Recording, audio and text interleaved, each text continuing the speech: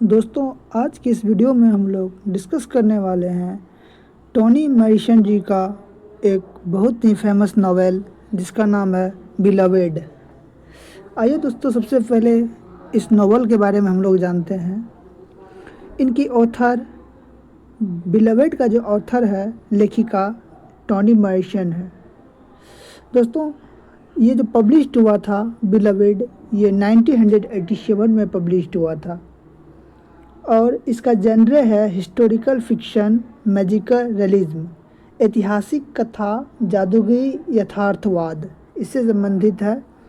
और इनको अवार्ड्स मिला था पुलित्जर पुरस्कार, जो कि 1988 में मिला था।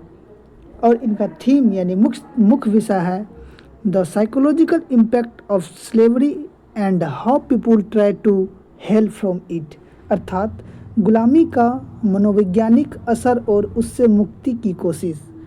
दोस्तों, इसका ये थीम है।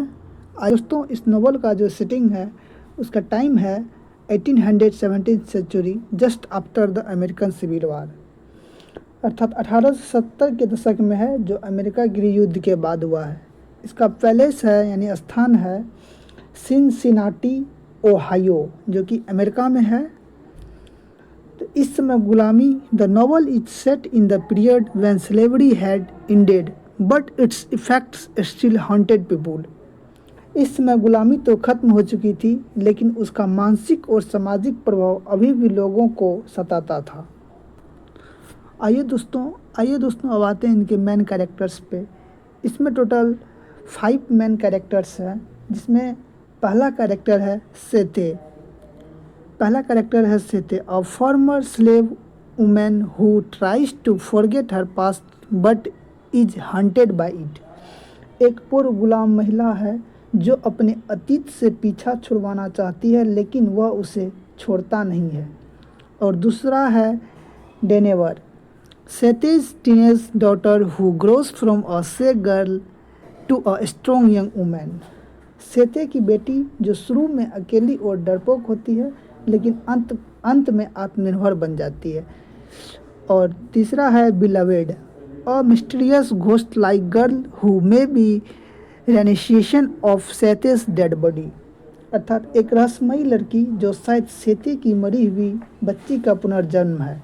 फोर्थ कैरेक्टर है Paul D, a man who was involved with Sethe and comes back into her life, अर्थात एक पूर्व गुलाम पुरुष जो सेते से पुराना संबंध रखता है और उसकी ज़िंदगी में फिर से लौटता है।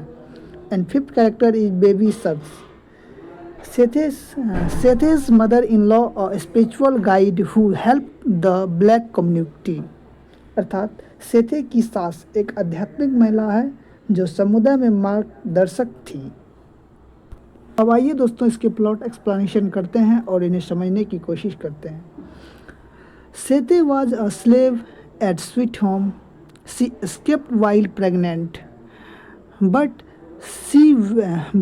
when slave characters came to take her back, she killed her baby to save her from slavery. सेते पहले एक गुलाम थी और स्वीट होम नाम के खेत में काम करती थी। गर्भवती होने के बावजूद वह गुलामी से भाग गई, लेकिन जब उसके मालिक उसे वापस लेने आए तो अपनी बच्ची को गुलामी से बचने के लिए मार डाला। She now lives in house 124 with her daughters Denver. The house is haunted by a ghost. One day a girl named Beloved arrives, who might be her dead child. वह अब ओहायो में 124 नंबर वाले एक घर में अपनी बेटी Denver के साथ रहती है। वह घर भूतिया है।